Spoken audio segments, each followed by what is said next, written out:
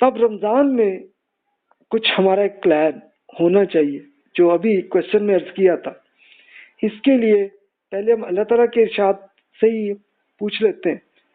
تو فرمایا یا ایھا الذین آمنوا کتب علیکم الصیام کما کتب علی الذین من قبلکم لعلکم تتقون، اہل ایمان آپ پر روزہ کی ذمہ داری دی گئی ہے اور آپ سے پہلے کی امتوں پر بھی، تاکہ آپ متقی بن سکیں۔ اب یہ متقی کیا ہوتا ہے؟ متقی کو آپ ایک ایگزامپل سے یہ چیز زیادہ کلیئر ہوگی کہ اگر ہم مثال کے طور پر ہم اگر احتیاط سے ہم کہیں پہ ایک سفر کر رہے ہیں اور بہت سارے کانٹے آ رہے ہیں، تو اگر کانٹوں سے ہم بچنے کی کوشش کر رہے ہیں تو یہی متقی اب ہو گئے۔ تو یہ دیکھیے نا کہ ہماری زندگی بالکل ٹرین کی ہے۔ تو ٹرین میں اب یہ دیکھیے کہ اگر آپ کی یا اپنی بس میں بیٹھے ہوئے ہیں یا گاڑی میں، تو بیچ میں اگر کانٹے کچھ ایسے پڑے ہوئے ہیں، تو پھر اگر آپ بچنے کے لیے اپنے کوشش کر رہے ہیں تو پھر تو آپ انشاءاللہ پھر تو آپ متقی بن گئے اور کامیاب ہو گئے۔ ادروائز تو پھر یہ ہوگا کہ آپ کے کوئی نہ کوئی ٹائر پھٹتے جائیں گے،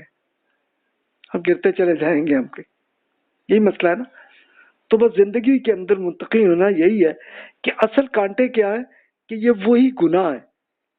کہ جو اللہ تعالیٰ نے ہمیں بتا دیے، جس کی ڈیٹیل پچھلے لیکچرز میں آپ بہت ڈیٹیل سے پڑھ چکے تھے۔ تو بس ان سے ہی ہمیں بچنا ہے۔ تو ان کانٹوں سے بچ جائیں تو یہی آپ متقی ہو گئے۔ اور اللہ تعالیٰ نے بتایا کہ یہ روزہ کی ایکسرسائز صرف اس لیے کی گئی ہے تاکہ اسی کی ایک پریکٹس آپ کو مل جائے تو آپ کو عادت بن جائے۔ یعنی مقصد کیا ہے؟ اللہ تعالیٰ نے ایک چھوٹے سے ٹائم کے لیے ہم پہ اتنی پابندی یہی کی ہوئی ہے روزے کے اندر کہ بھئی آپ نے کھانا نہیں ہے اور کچھ ازدواجی تعلق، کچھ سیکس کا وہ نہیں کرنا، بس یہی ہے۔ تو اس کو ہم بچنے کی کوشش کر رہے ہوتے ہیں نا، یہی ایک ایکسرسائز ہوتی ہے متقی کی کہ بھی اس کا مقصد یہ ہے کہ باقی پورے سال تک آپ نے اور سارے گناہوں سے بچنا، بچنے کی کوشش کرنی۔ کبھی انسان کر بھی لیتا، لیکن بچنے کی ہمیں سٹرگل کرنے کی کوشش کرنی، بس ایک یہ پریکٹس ہے۔ تو روزے میں ہم دیکھیے ہم کیا کرتے ہیں، چاروں ناچار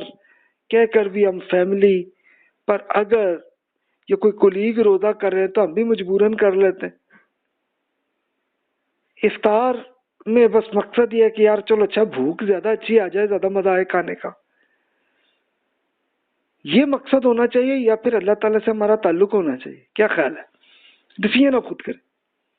کہ آپ خود اپنی ایک سیلف اسیسمنٹ روزے کی آپ خود کر لیجئے کہ اگر آپ کا مقصد یہ ہوتا ہے کہ بس ایک مجبوراً روزہ کر رہے ہیں، یا پھر افطاری کے لیے کوئی انجوائمنٹ کے لیے کر رہے ہیں، یا اللہ تعالیٰ سے تعلق کر رہے ہیں، کہ اصل آبجیکٹو تو روزے کا یہ ہے کہ ہم یہ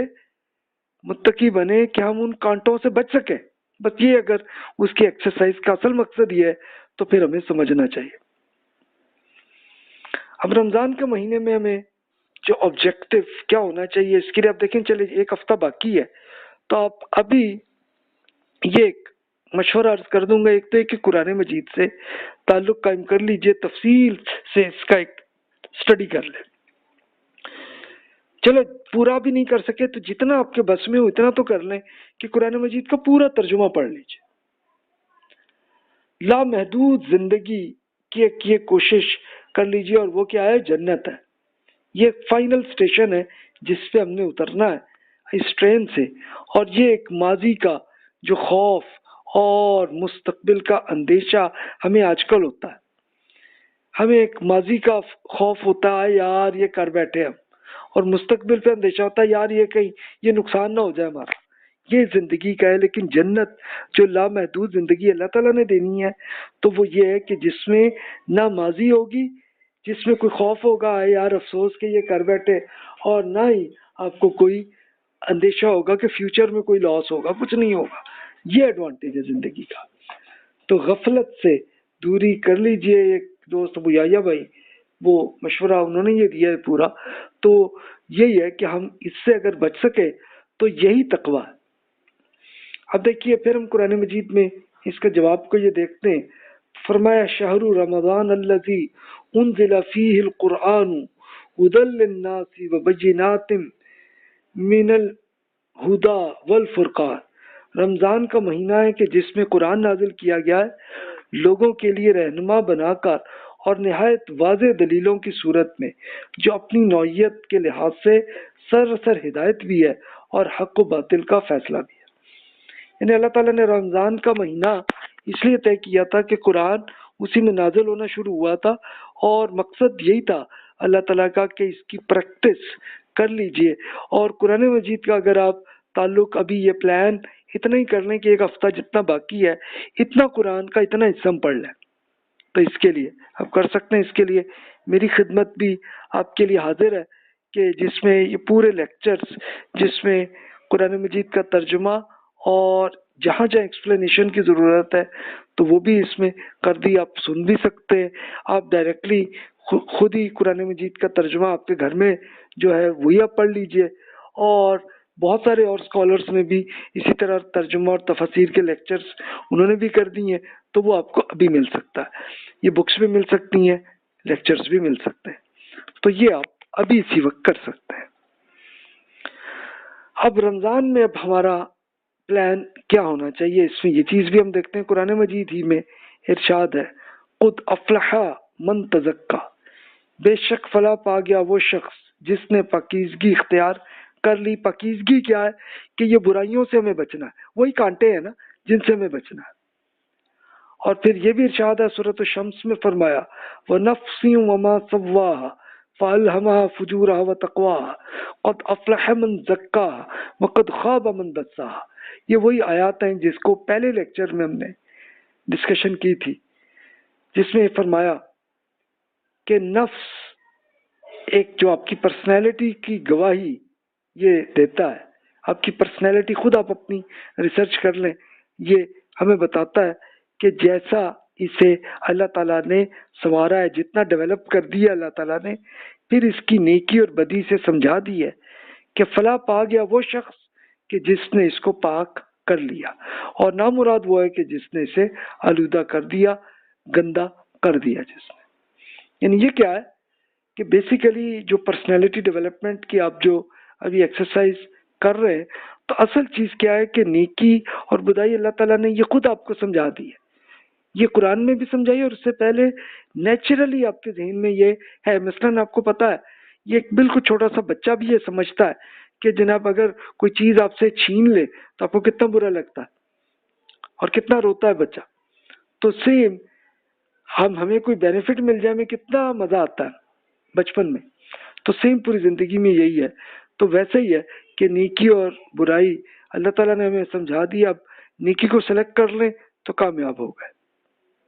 پھر تو جنت کے اسٹیشن میں اتر گئے، پہنچ گئے، اور نہیں پہنچے تو پھر تو بیچ میں کہیں نہ کہیں ہم گر گئے۔ تب اب دیکھیے رسک مینجمنٹ پلان آپ خود کر لیجئے، اس کے لیے اللہ تعالیٰ نے قرآن مجید سورۃ الحج میں ارشاد ہوا ہے سٹارٹ میں ہی، فرمایا یا ایھا الناس اتقوا ربکم ان زلزلۃ الساعۃ شیء عظیم یوم ترونها تذہل کل مرضعۃ عما ارضعت وتضع کل ذات حمل حملها وترى الناس سکارى وما هم بسکارى ولكن عذاب اللہ شدید۔ اہل انسان اپنے رب سے وارننگ کر لیجئے کہ بے شک قیامت کی جو ہلچل ہے بڑی ہی ہولناک چیز ہے۔ جس دن آپ اسے دیکھیں گے اس دن ہر دودھ پلانے والی اپنے دودھ پیتے بچے کو بھول جائے گی، اور ہر حاملہ خاتون اپنا حمل بھی ڈال دے گی، پھینک دے گی، اور آپ لوگوں کو بالکل مدہوش دیکھیں گے، حالانکہ وہ مدہوش ہوں گے نہیں بلکہ اللہ تعالیٰ کا عذاب ہی ہے کہ جو بڑی ہولناک چیز ہے، کہ جس کی وجہ سے لوگ اس وقت اتنے ڈرے ہوئے ہوں گے، اور جتنا ایک مدہوش بالکل جیسے آپ کہ بالکل سوچا نہیں جا رہا ہوگا کیا کریں بھی، کدھر کریں، کیسے اس سے جان کیسے چھٹے، کہ یہ اس طرح کی حالت ہوگی۔ تو یہ ایک رسک مینجمنٹ کی اللہ تعالیٰ نے ایک پوری سچویشن بتا دی کہ جناب کہ جہنم کی ظاہر ہے کہ اس وقت ہوگا یہی نا کہ جب ہم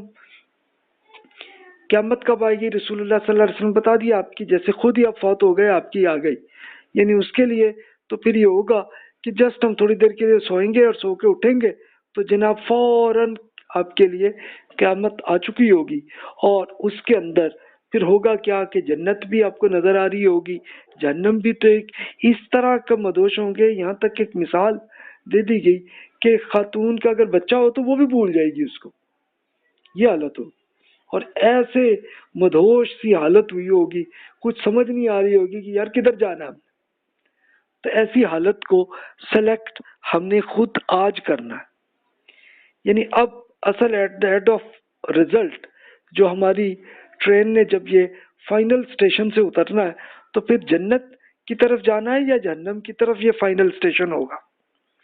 اب ظاہر ہے کہ جن لوگوں نے بیچ میں خودکشی کر کے چھلانگ کر کے وہاں سے گر گئے تو وہ تو ناکام ہو گئے نا۔ کیا انلمیٹڈ لائف جس میں صرف انجوائمنٹ ہی ہے، جس میں کوئی رسک نہیں ہوگا، وہ زندگی چاہیے، یا پھر محض سزائی اگر لینی ہے تو ٹھیک ہے، یہ آج کا پلان ہے ہمارا۔